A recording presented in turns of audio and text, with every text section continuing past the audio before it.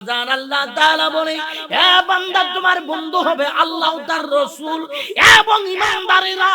আল্লাহ রাসূলের পরে ঈমানদারেরা বান্দা তোমার বন্ধু। ঈমানদার কারা?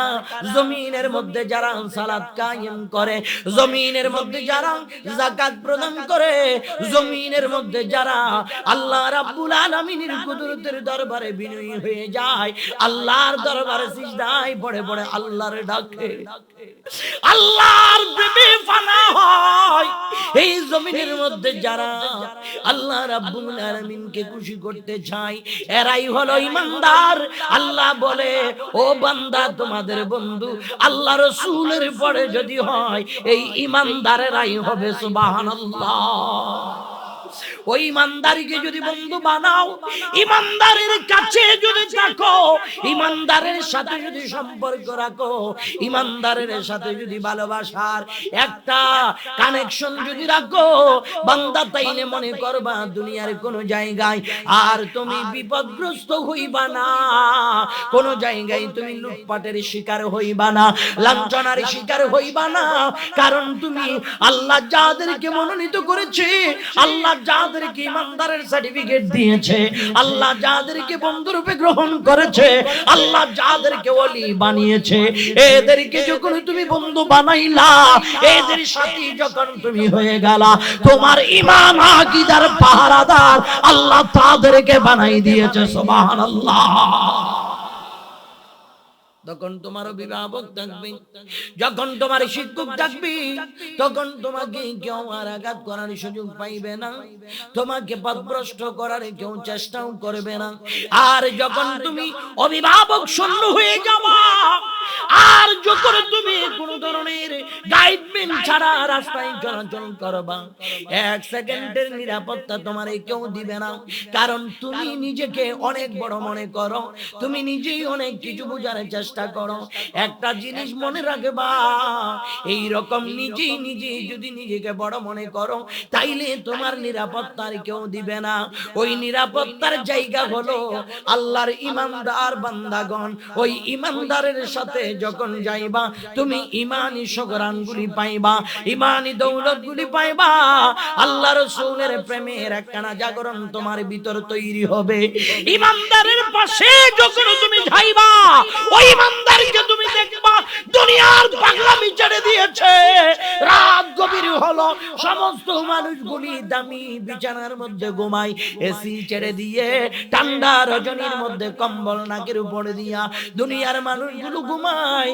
ঈমানদারের সংস্পর্শে যখন তুমি যাইবা, ঈমানদারের সাথে যখন মিশবা, ঈমানদারকে যখন তুমি বন্ধু বানাইবা, তখন তুমি দেখবা ঈমানদার বান্দাটা গভীর রাত্রে ওটা দুনিয়ার মানুষগুলি বিছানায় ঘুমিয়ে পড়লো, আল্লাহর ওই বন্ধুটা ঘুমাইবে না, ঠান্ডা পানি দিয়ে ওযু করে ঈমানদার বান্দা মাওলার জিকিরে পাগল হবে। সুবহানাল্লাহ।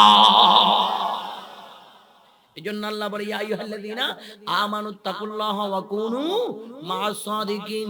হে ঈমানদারগণ, আল্লাহকে ভয় করো। বলেন কাকে? আল্লাহকে। আল্লাহকে ভয় করো এবং তোমরা সালিহিন আল্লাহ ওয়ালা নেককার বুজুর্গ বান্দাদের সাথে হও, তাদের সান্নিধ্যে যাও, তাদের পাশে যাও, তাদের আচরণগুলি শোনো, তাদের ব্যবহারগুলি শোনো, তাদের কথাগুলি শোনো, তাদের সাথে চলাফেরা করো।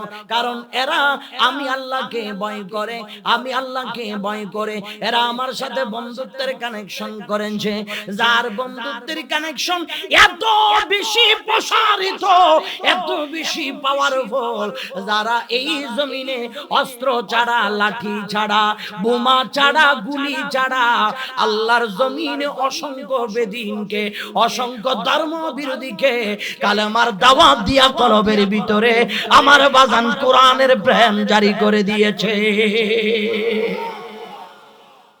আমার আব্বা জান, আজকে তো আমরা ধর্মের নামে সব জায়গায় লাঠি ছোটার মারামারি আছে না নাই? সব জায়গায় লাঠি ছোটার মারামারি, ধর্ম প্রচার করে লাঠি দিয়া, ধর্ম প্রচার করে অস্ত্র দিয়া।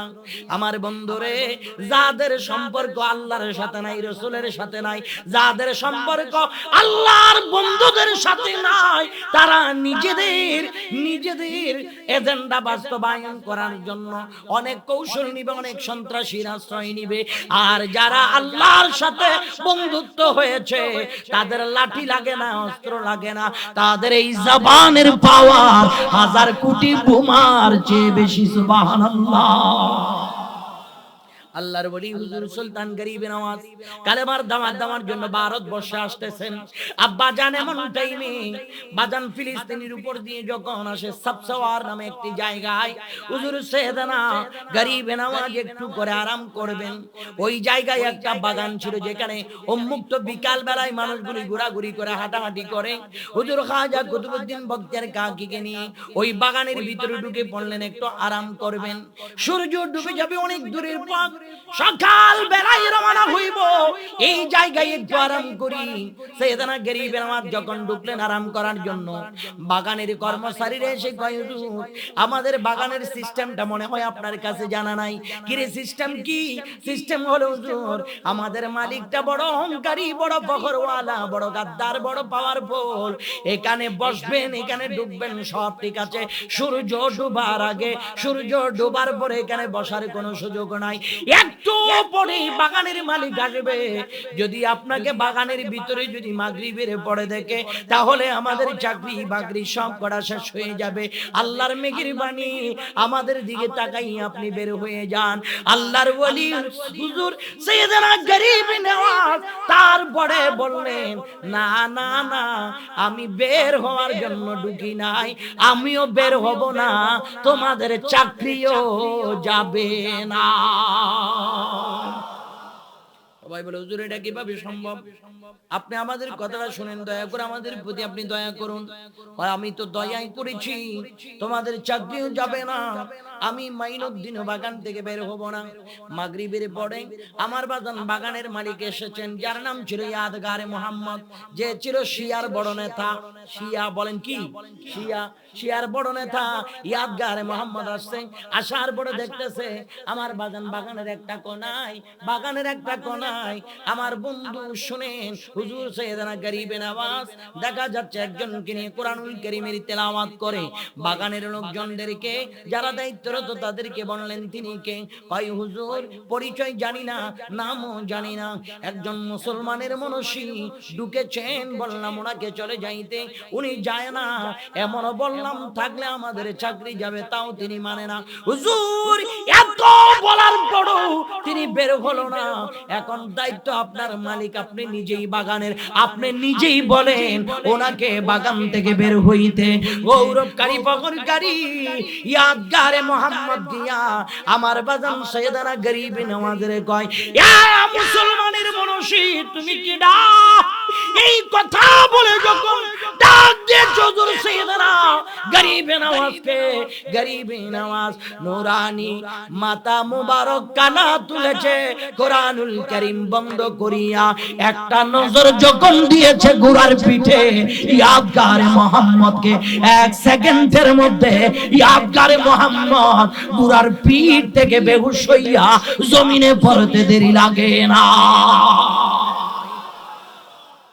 এবারে সবাই আশ্চর্য হয়ে গেলেন, হুজুর প্রথমে চাকরি যাবে কি না যাবে এটার মধ্যে একটা কি সন্দেহ ছিল, এখন চাকরিও যাবে, 14 গোষ্ঠীর ফজরও ফাটবে। কয় কেন? কয় হুজুর এই মালিক যিনি তারে তো আপনি শেষ করে ফেলাইছেন, হুজুর এখন তো আর কোনো উপায় নাই, সব শেষ। আমার হুজুর সাইয়েদনা গরিব নওয়াজ বলে, আমি শেষ করতে আসি নাই, আমি গড়ে তুলতে আসছি। সুবহানাল্লাহ।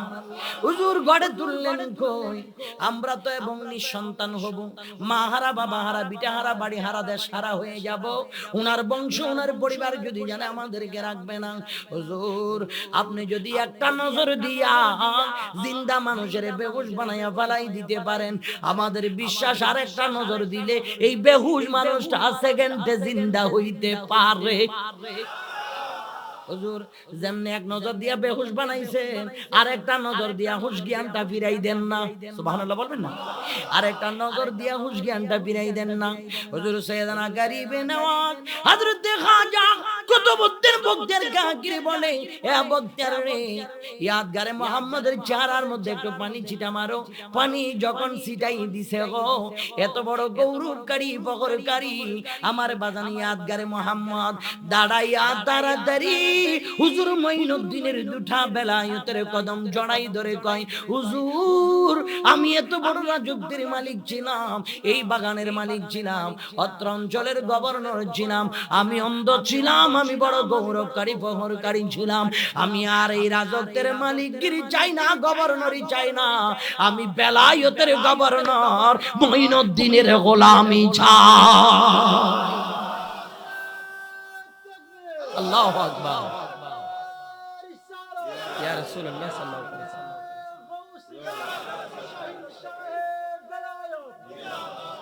আমি হুজুর সাইয়েদনা গরিব নওয়াজের গোলামি চাই, হুজুর আমাকে গোলামির লিস্টের মধ্যে নামটা লিখাই দেন। হুজুর আমি দুনিয়া দুনিয়া করে পাগল হয়ে গিয়েছিলাম, আমাকে মাফ করেন, আমাকে তওবা পড়াই দেন।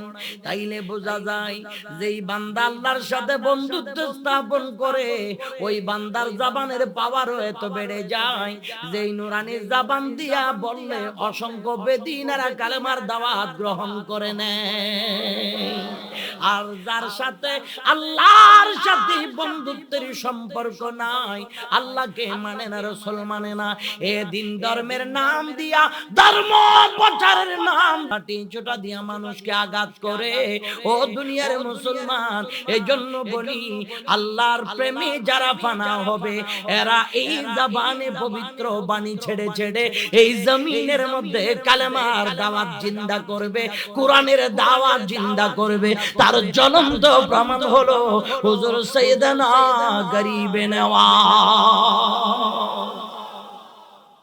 ওই পথে থাকবেন তো ইনশাআল্লাহ, ওই পথে থাকবেন তো ইনশাআল্লাহ। তাইলে সেই পথেই আল্লাহ থাকার কথা বলেছেন, যাদের মধ্যে আল্লাহর ভয় আছে, যারা আল্লাহর বন্ধু হয়েছেন, ওই আল্লাহর ভয় আছে বিদায় বন্ধু হয়েছে বিদায় যা জবানে বলে আল্লাহ তা কবুল করে। দুনিয়ার বোমার পাওয়ার যেই শক্তি নাই, তার জবানের বোমার পাওয়ার তার চেয়ে বেশি শক্তিশালী। সুবহানাল্লাহ। আরেকটু জোরে বলুন না সুবহানাল্লাহ। আল্লাহ তাআলা সেই জবানের পাওয়ারে তো বাড়িয়ে দেয়, তার হাতের পাওয়ারে তো বাড়িয়ে দেয়। আমার মুসলমান শোনো, যখন ব্রিটিশ যুদ্ধের সময় পাকিস্তানের এক আল্লাহর ওলি ব্রিটিশের বুম যখন উপর থেকে নিক্ষেপ করা হচ্ছে, সে নিজের হাতে ধরে ফেলেছিল। একমাত্র বেলায়েতের পাওয়ারের মাধ্যমে। সুবহানাল্লাহ। এই জন্য মনে রাখবেন, বাহুর বল বড় বল না, সিনার বল বড় বল। সুবহানাল্লাহ।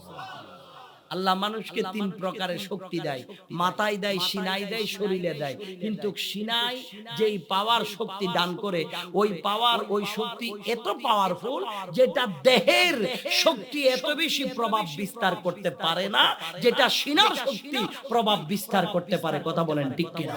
যেমন জঙ্গলের মধ্যে বিশাল বিশাল হাতি আছে, এই হাতির শক্তি মানুষের চেয়ে বেশি না কম? আওয়াজ বলেন, বেশি না কম? বেশি। তো মানুষ কি হাতির পিঠে নাকি মানুষ? হাতি মানুষের পিঠে না মানুষ হাতির পিঠে? শক্তি মানুষের বেশি না হাতির বেশি? মানুষের নয়, হাতির বেশি। হাতির শরীরের শক্তি বেশি, কিন্তু শরীরের শক্তি যেই প্রভাব বিস্তার করতে পারে না, মাথা এবং শিরার শক্তি তার চেয়ে বেশি প্রভাব বিস্তার করতে পারে। আল্লাহ হাতির শরীরে দিয়েছে শক্তি, মানুষের ব্রেইনে এবং শিরায় দিয়েছে শক্তি। ওই শক্তি দ্বারা দুনিয়ার শক্তিশালী প্রাণীর পিঠে বসে মাথার উপর লাঠির আঘাত করে, এটা একমাত্র আল্লাহর পক্ষ থেকে মাথার শক্তি আর শিরার শক্তি নেওয়ার কারণে। তো সিনার শক্তি আল্লাহ দান করে কাকে? আল্লাহর ওলিদেরকে। ওই সিনার শক্তি আল্লাহ যাদেরকে দান করে, ওই শক্তিটা এত বেশি শক্তিশালী, দেখা যায় বিদ্যুতের গতির চেয়ে ওই সিনার শক্তিওয়ালা ব্যক্তির গতি বেড়ে যায়। সুবহানাল্লাহ। বিদ্যুতের গতি কত? সেকেন্ডে 1,86,000।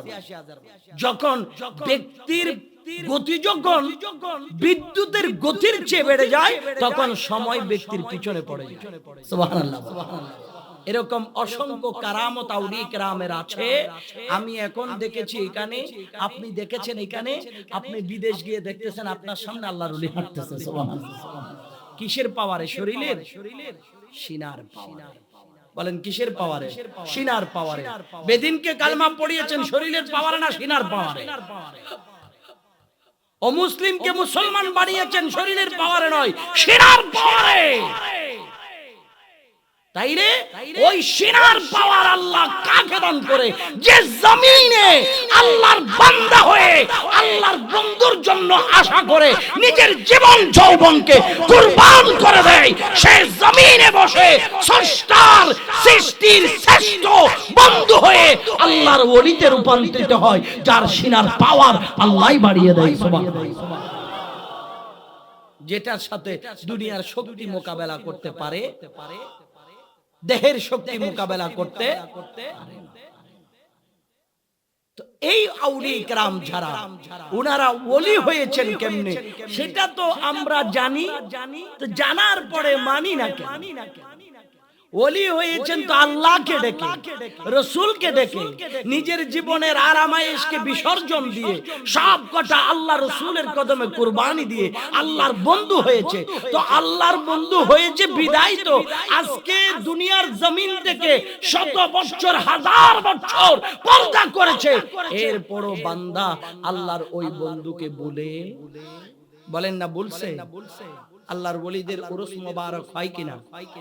গরিবে নওয়াজে, গৌসে পাকে, ইমাম রব্বানি, মুজাদ্দিদ আল ফিসানি, বাউদ্দিন নকশবন্দি, গৌসুল আজম মাইজভান্ডারি, গৌসুল আজম কুলনবী, শাহিনশাহ শ্রীকুটের, ইমাম শেরে বাংলা, যুগে যুগে হতেই থাকে। এমন জীবন করিবে গঠন, মরণের সময় হাসিবে তুমি, কাঁদিবে ভুবন। ওই জীবনের দাম, যেই জীবন গঠন করে হেসে হেসে দুনিয়া থেকে যাবেন, গোটা ভুবন পৃথিবী আপনার জন্য কাঁদবে। ওই জীবন তো শ্রেষ্ঠ জীবন। কথা বলেন ঠিক কিনা? অল্প হায়াত নিয়ে আসছি পৃথিবীতে, আজকে যাব না কালকে যাব কেউ জানি না কখন মারা যাব। তো অল্প হায়াত নিয়ে যখন পৃথিবীতে আসলাম, এই হায়াতের বাজারে আমার জীবনের প্রত্যেকটা দিক, আমার জীবনের প্রত্যেকটা সময়, আমার জীবনের প্রত্যেকটা পয়েন্টকে সুন্দরভাবে গঠন করে আল্লাহ রসুলকে রাজি করার প্রয়োজন আছে না নাই? আওয়াজ বলেন আছে না নাই? ওই জিনিসটা একমাত্র পাওয়া যাবে আল্লাহর বন্ধুদের সান্নিধ্যে গেলে, আল্লাহর বন্ধুদের সাথে সম্পর্ক রাখলে। কারণ তারাই শিক্ষাটা দিয়েছে অতীত থেকে, ওখান থেকে শিক্ষা গ্রহণ করো, দুনিয়া ছাড়ো, আল্লাহ রসুলকে মায়া করো, দুনিয়া ছাড়ো, আল্লাহ রসুলকে মায়া করো। কারণ ওরাই আমাদেরকে শবে বরাত সম্পর্কে আমাদেরকে দেখিয়েছেন, জানিয়েছেন, শিখিয়েছেন।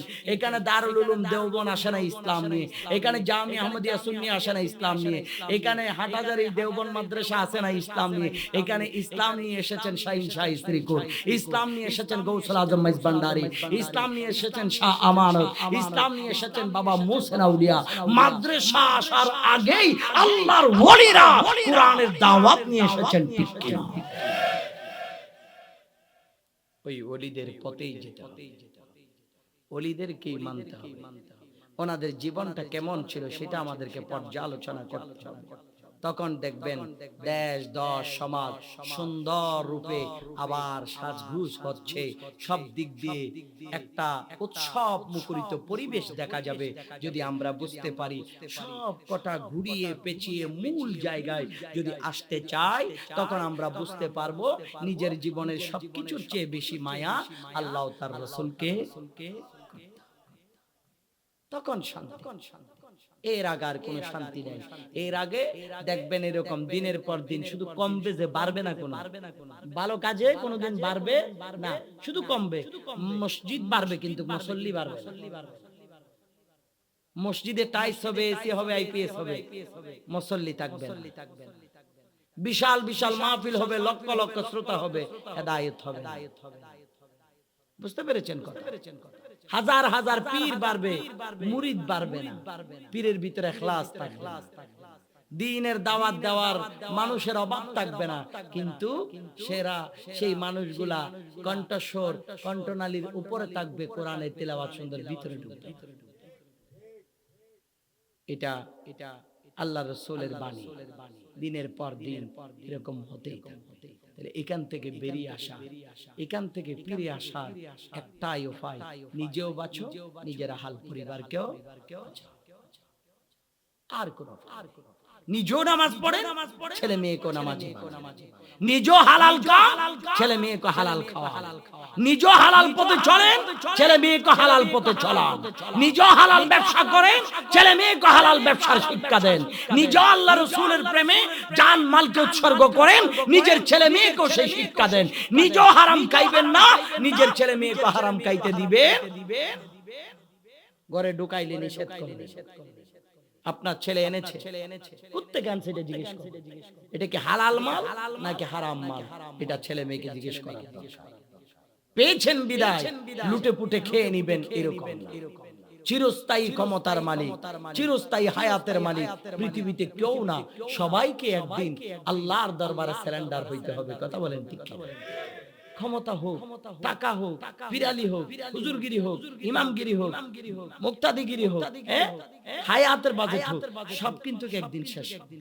শেষ আছে না নাই? আওয়াজে বলেন শেষ আছে না নাই? সব শেষ করে একদিন যেতে হবে। তো বাহাদুরি কিসের?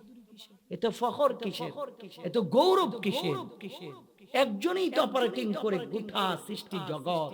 ওনার কথা মানি, ওনাকে খুশি করি, ওনার পথে চলি, ওনার দেখানো পথ মতকে আমরা গ্রহণ করি। তার বাহিরে তো কোনো শান্তি নাই, তার বাহিরে তো কোনো শান্তি নাই। সেটা যদি গ্রহণ করতে পারি তাহলে আমাদের এত অশান্তি হওয়ার কথা না। আমরা তো বিশৃঙ্খলায় পড়ার এত কথা না। আজকে আমরা বিশৃঙ্খলায় পড়তেছি নির্দেশনা না মানার কারণে। ঠিক কিনা?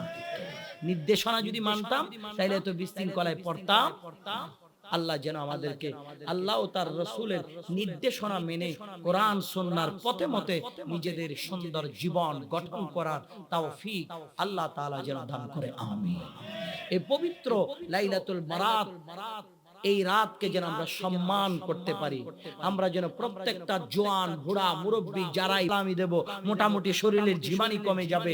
এরপরে মাহফিলের তাবাররুকের ব্যবস্থা থাকলে নিলাম, না থাকলে দোয়া কালাম শেষ করে সুন্দর করে মসজিদের পুকুরে উযু কালাম করে মসজিদে ঢুকে নফল নামাজ পড়তে শুরু করব। পারলে যতটুকু পারি কোরআনুল কারীম জানা থাকলে তিলাওয়াত করব। একেবারে যদি তিলাওয়াত করতে নাও জানি, আল্লাহর কোরআনটা সামনে নিয়ে ওখানে আঙ্গুল চালাও, আঙ্গুলটাই ভাবে চালাও। বলো আল্লাহর দরবার, আল্লাহ আমি কোরআনুল কারীম পড়তে জানি না, মা শিখাই নাই, বাবা শিখাই নাই, কিংবা নিজে শিখি নাই, অলসতা অবহেলার কারণে ও আল্লাহ তোমার কোরআনের উপর আঙ্গুলটা চালাচ্ছি। আল্লাহ তুমি বরকত দাও, আল্লাহ তুমি নেকি দাও। জীবনে অনেক ভুল অন্যায় বিচার করেছি, আর জীবনে করব না। তাওবা করছি আজকে লাইলাতুল বারাতে আমাকে তুমি মাফ করো, আমার রিজিক নসিবের মধ্যে ভালো কিছু বরাদ্দ করো। আল্লাহর কাছে গিয়ে কাঁদবেন, আল্লাহর কাছে গিয়ে বলবেন, এবং কবর পাড়ে জিয়ারত করে করে কাঁদবেন। আশেপাশে কোনো বুজুর্গ আল্লাহর ওলির মাজার যদি থাকে সেখানে গিয়ে চোখের পানি ছেড়ে দিয়ে দিয়ে কাঁদবেন। কোরআনুল কারীম নিয়ে ঘরে বসে তেলাওয়াত করবেন, এবং সর্বশেষ সেহরিটা খেয়ে ফজরের নামাজ পড়েন। পারবেন তো ইনশাআল্লাহ? জীবনে অনেক সময় পেয়েছি, কিন্তু এই সময়টা কার কখন শেষ হচ্ছে আমরা কেউ জানি না। আমি কি আগামীকালকে জীবিত থাকবো নাকি মুর্দা হব, এটা আল্লাহ জানে, আমি জানি। আগামী বছর লাইলাতুল বরাতে আমার অনেক মাই মুরব্বী চাচারা এখানে বসছে, ওনারা যে আগামী বছর লাইলাতুল বরাত পাবে, কিংবা আমি জোয়ান আমি যে পাবো, এটার কোনো গ্যারান্টি নাই। গত বছর লাইলাতুল বরাতের রাতে অনেকের দাদা ছিল, চাচা ছিল, বাবা ছিল। আজকে এই বছর মনকে মন টনকে টন মাটি নিয়ে কবরে শুয়ে আছে। দাদা নাই, দাদার কবর পারে গিয়ে জিয়ারত করে, বাবা নাই, বাবার কবর পারে জিয়ারত করে। কথা বলেন ঠিক না ভাই? এরকম একদিন আপনাকে আমাকে সবাইকে চলে যেতে হবে। সুতরাং এখানে চিরস্থায়ী ভাবে থাকার সুযোগ কারো কাছে নাই। চলে যেহেতু যাব, তাহলে নেক আমল করে গেলেই লাভ, আর নাইলে সব কথা লস। এই দুনিয়া থেকে যাওয়ার সময় এমন ভাবে যাও, যাওয়ার পরে যেন জান্নাতি বিছানা আল্লাহ তোমার জন্য রেডি করে দেয়। ফাফরিশুহু মিনাল জান্নাহ, ফাফরিশুহু মিনাল জান্নাহ। এমন আমল করে দুনিয়া থেকে বিদায় বরণ করো, ওই কবর সবার জন্য কবর হলে তোমার জন্য আর কবর হবে না, সেটা জান্নাতের বাগান, জান্নাতি বিছানা হয়ে যাবে। সুবহানাল্লাহ। সমস্ত মানুষকে মাটির ঘরে শোয়াই দিবে, সমস্ত মানুষকে মাটির ঘরে রেখে আসবে, কিন্তু সব মাটির ঘরে থাকবে, সকলের শরীর মাটি খাবে, কিন্তু ওই ইমানদার মাটির বিছানায় আর শুইবে না। ইমানদারকে মাটিতে দেওয়ার আগে দুনিয়ার মানুষ দেখবে 3.5 হাত নিচে মাটিতে শোয়াই আসছি, কিন্তু দুনিয়ার মানুষ দেখবে না। ওই মানুষগুলো ওঠার আগেই আল্লাহ তাআলা ওই ইমানদার বান্দার জন্য রাসূল বলে কবরটা জান্নাতের বিছানা দিয়ে ভরপুর করে দিবে। সুবহানাল্লাহ। এটা নেকি ইমানদার যারা তাদের জন্য, নেক আমল যারা করবে তাদের জন্য। আমার কাছে রোজা নাই, নামাজ নাই, হজ নাই, যাকাত নাই, ইবাদত নাই, বন্দেগী নাই, কোরআনুল কারীমের তিলাওয়াত নাই, নবীজির সুন্নাত নাই। আমি শুধু আছি দুনিয়াতে টাকা পয়সা কিভাবে ইনকাম করব, কখন বিল্ডিং দালান করব, গাড়ি করব, জমি করব, এটার টেনশন আমি বেপরোয়া হয়ে গেলাম। একটা সেকেন্ড আমি সময় পাই না আল্লাহকে ডাকার জন্য, একটা সেকেন্ড আমি সময় পাই না আল্লাহকে ডাকার জন্য। এত বেশি পোশাক, সেকেন্ডে সেকেন্ডে, মিনিটের পর মিনিট বিভিন্ন প্রোগ্রামকে, বিভিন্ন সময়কে উপলক্ষ করে নিজের ড্রেস আপ চেঞ্জ করা হচ্ছে, পোশাক চেঞ্জ করা হচ্ছে।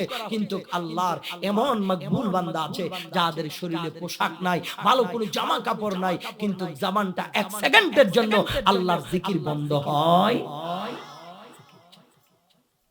জিকির নবী দুরূদ চলতেছে, আল্লাহর রাসূল বলে আলবিসুহু মিনাল জান্নাহ, কবরে যাবা আল্লাহ জান্নাতের পোশাক তোমাকে দিয়ে দিবে, টেনশন করতে হবে না। সুবহানাল্লাহ, জান্নাতের পোশাক আল্লাহ তোমাকে পরিয়ে দিবে। দুনিয়ার মানুষ পোশাকের কারণে তোমাকে অনেক টাইমে তিরস্কার করেছে, অনেক জায়গায় তোমাকে দাঁড়াইতে দেয় নাই, ভালো পোশাকধারী মানুষের পাশে তুমি দাঁড়াইতে পারো নাই। রহমতের ফেরেশতা তোমাকে জান্নাতি পোশাক পরাবে কবরে যাওয়ার। দুনিয়ার সমস্ত কোটিপতি ধনাঢ্য ব্যক্তি আত্মীয় স্বজনের দরজা বন্ধ তোমার জন্য, কেউ তোমাকে এক মুষ্টি খাবার নিয়ে তোমার সামনে আসে নাই, একটা খাবারের প্লেট তোমাকে দেয় নাই, তুমি একেবারে ক্ষুধার্ত অনাহার এরকমই ছিলা, তারপরও তুমি আল্লাহকে ছাড়ো নাই, আল্লাহর জিকির বন্ধ করো নাই। রাসূল বলে ওয়াফতাহু লাহু বাবান মিনাল জান্নাহ, ওই কবরে যাওয়ার সাথে সাথে আল্লাহর জান্নাতের দিকে দুটো দরজা তোমার জন্য খুলে দিবে। সুবহানাল্লাহ, খাও ইচ্ছে মতো, যা দরকার তাই আল্লাহর জান্নাতের মধ্যে কোনো হিসাব নাই। দুনিয়াতে তো খাওয়ার পর একটা হিসাব রাখতে হয়, একটা লিমিট রাখতে হয়। বেশি যদি আমি খাবার গ্রহণ করি হয়তো আমাকে হাজত ছাড়তে হবে। আল্লাহর জান্নাতে ওই পেরেশানি, ওই টেনশনও থাকবে না। আল্লাহর নিয়ামত বক্ষণ করবা, আল্লাহর জান্নাতি নিয়ামত তুমি বক্ষণ করতেই থাকো। ও ইমানদার আল্লাহ ওয়ালা মুসলমান, ওগো রাসূল প্রেমিকেরা শুনেন, এজন্য ইবাদতের দরকার, আল্লাহর ভয় দরকার, রাসূলের প্রেম দরকার। এই প্রেম মোহাব্বত ভালোবাসা নিয়ে দুনিয়া থেকে যাইতে পারলে লাভ, দুনিয়া থেকে যাইতে পারলে লাভ। ইয়া আইয়াতুহান নাফসুল মুতমাইন্না ইরজিই ইলা রাব্বিকি রাদিয়াতাম মারদিয়্যা ফাদখুলি ফি ইবাদি ওয়াদখুলি জান্নাতি। আল্লাহ বলবে, হে প্রশান্তময় হৃদয়, সন্তুষ্ট চিত্তে মালিকের দিকে আসো, ইমানদারের সাথে মিশো, আমি আল্লাহর জান্নাতে দাখিল হয়ে যাও। সুবহানাল্লাহ, এটার জন্য তো আমাদের আমলের দরকার। কথা বলেন ঠিক কি? আমলের দরকার। প্রত্যেকটা কাজ করতে গেলে যত সরঞ্জাম দরকার সবকিছু না দিলে ওই কাজটা পরিপূর্ণ হয় না। তাইলে ইমানি দৌলত হাসিল করতে হলে, ইমানি দৌলত পেতে হলে, ইমানি তালিকায় নাম লিখতে হলে, ইমানদার হিসেবে নিজেকে গঠন করতে হলে, তাইলে অনেক সরঞ্জামের প্রয়োজন, অনেক ত্যাগের প্রয়োজন, অনেক কষ্টের প্রয়োজন, অনেক ইবাদতের প্রয়োজন, অনেক রিয়াজতের প্রয়োজন, অনেক তিরস্কারের মোকাবেলার প্রয়োজন। তারপরেই তুমি পরিপূর্ণ হতে পারবে। এমনি এটা সহজ না। ঈমান জিনিসটা, দৌলত, ঈমানি দৌলত জিনিসটা এত বড় নিয়ামত, এটা পৃথিবীর টাকার পাহাড়, স্বর্ণের পাহাড় দিয়ে কিনা যায় না। সব কটা টাকা দিয়ে কিনা গেল, ঈমান জিনিসটা টাকা পয়সা দিয়ে কিনা যায় না। এই ঈমান কিনতে হলে অনেক কঠিন পরীক্ষার মোকাবেলা করতে হয়। ওয়ালা নাবলুওয়ান্নাকুম বিশাইইম মিনাল খাউফ ওয়াল জু'i ওয়া নাকসিম মিনাল আমওয়াল ওয়াল আনফুসি ওয়াস সামারাত ওয়া বাশশিরিস সাবিরিন। এই ঈমানি দৌলত কিনতে হলে আল্লাহ বলছে, আমি ভয় দিয়ে, খোদা দিয়ে, মাল নিয়ে, জান নিয়ে, বাগানের ফল নিয়ে পরীক্ষা করব। ঈমান আছে না? এটা সহজ। মুসলমান, কোন ব্যক্তি দেখা যাচ্ছে কোটি কোটি টাকার মালিক, মনে করো না সে বড় শান্তিতে, তার উপর আল্লাহ রাজি না। যদি আল্লাহর কোন বান্দা খোদার দরবার, পোশাক নাই, বাসা নাই, বাড়ি নাই, খাবার নাই, ইনকাম নাই, তারপর নামাজ ছাড়ে নাই, তারপর মাওলা রাজি, তারপর আমার মাওলা রাজি, তার উপর পরীক্ষা হচ্ছে, ঈমানের পরীক্ষা, আল্লাহর প্রেমের পরীক্ষা। কারণ যে ঈমানের বিদ্যালয়ে যে ভর্তি হবে তার জন্য পরীক্ষা আছে, যে ঈমানি বিদ্যালয়ে ভর্তি হবে না তার জন্য কোনো পরীক্ষা নাই। মাদ্রাসায় পড়েন না, কলেজে পড়েন না, ইউনিভার্সিটিতে পড়েন না, স্কুলে পড়েন না, তো পরীক্ষা কিসের? যে অছাত্র, যে কোনো ছাত্রই না, তার কোনো পরীক্ষা নাই। আপনি যখন ঈমানের দায়রায় দাখিল হয়েছেন, ঈমানের বিদ্যালয়ে ছাত্র হয়েছেন, আপনার জন্য তো পরীক্ষা থাকবেই কঠিন কঠিন। খাবার থাকবে না, অনেক কিছুর পরীক্ষা থাকবে। সন্তান চলে যাবে, পোশাক চলে যাবে, বাসা চলে যাবে, হুমকি দিবে, ধমকি দিবে, ক্ষুধার্ত থাকবে, গাছের লতা পাতা খাইতে হবে। কিন্তু মনে করা যাবে না সেটা আল্লাহ তাআলা অপছন্দ করে না, এটা আল্লাহ পছন্দ করে বিদায় পরীক্ষা। আল্লাহ ওই বেটাকে অপছন্দ করে যে এক সেকেন্ডের ক্ষুধা সইতে না পেরে ইয়াবা ট্যাবলেট বিক্রি করে পেটের মধ্যে খাবার, যে একদিনের ক্ষুধা সহ্য করতে না পেরে সুদের টাকার ইনকামে পেটে খাবার। মানুষের মারো পয়সা, এই এই এই এই আলো না, এদিক তাকাও, এদিক তাকাও, যে মানুষের মারো পয়সায় নিজের ছেলে মেয়েকে চালায়, তার উপর আল্লাহ, তার উপর আল্লাহ। যদি সম্পদের মালিক, যদি সম্পদের মালিক হয়ে গেলে অনেকে বলে না আমি নামাজ দোয়া না পড়লে কি হবে, কিন্তু আল্লাহ আমাকে সম্পদ দেন, নিশ্চয় আমার উপর রাজি। এরকম যদি আল্লাহ রাজি হতো তাহলে কারণের চেয়ে বেশি সম্পদ পৃথিবীতে আর কারো ছিল না, আল্লাহ তার উপরও রাজি হয়ে যেত। কথা বলেন ঠিক কিনা? কারণের উপর আল্লাহ কি রাজি ছিল? সম্পদ বেশি ছিল না কম ছিল? এই জন্য আল্লাহ রাব্বুল আলামিনের দরবারে সবসময় ফরিয়াদ করবেন কি জানেন? আল্লাহ সম্পদ দাও, ওই সম্পদ যে সম্পদ তোমার দ্বীন ধর্মের জন্য ব্যয় হবে, যে সম্পদ তোমার রাস্তায় কুরবান হবে, ওই সম্পদ চাই, ওই ঈমানি দৌলত চাই। ওই সম্পদ চাই না যে সম্পদ পাওয়ার পরে আমার চোখ নষ্ট হবে, আমার দিল নষ্ট হবে, আমার বদন নষ্ট হবে, ঈমান নষ্ট হবে। ওই সম্পদ আমার দরকার। আমি সেই সম্পদ চাই যে সম্পদ হলে আল্লাহর জমিনে দ্বীন ধর্মের জন্য আমি দুই হাতে ইচ্ছে মতো উড়াইতে পারবো, একমাত্র মাযহাব মিল্লাতের জন্য। আল্লাহ আমাদের প্রত্যেককে কবুল করুন। আর একটু মহব্বতে বলুন আমিন। অনেকক্ষণ কথা বলেছি, সব কিছুর বিনিময়, সব পয়েন্ট এবং জয়েন্ট সব কটা দিয়ে একটাই বুঝাইতে চেয়েছি, আমরা যেন আল্লাহকে মানি, আল্লাহকে চিনি, আল্লাহ আল্লাহ রসুলকে বন্ধু বানাই, এই আল্লাহ আল্লাহ রসুলের জন্য জীবনের সব কটা যেন কোরবান দেই। আমরা যেন নিজেদের আমলি জিন্দেগিকে সুন্দর করি, মজবুত করি, আল্লাহর ইবাদতের জন্য, রসুলের মহাব্বতের জন্য জীবনের সব কটা যেন ত্যাগ দেই। এই জিনিসটা আমি আপনাদেরকে বুঝাইতে চেয়েছিলাম। আল্লাহ আমাদের প্রত্যেককে কবুল করুক, আমিন।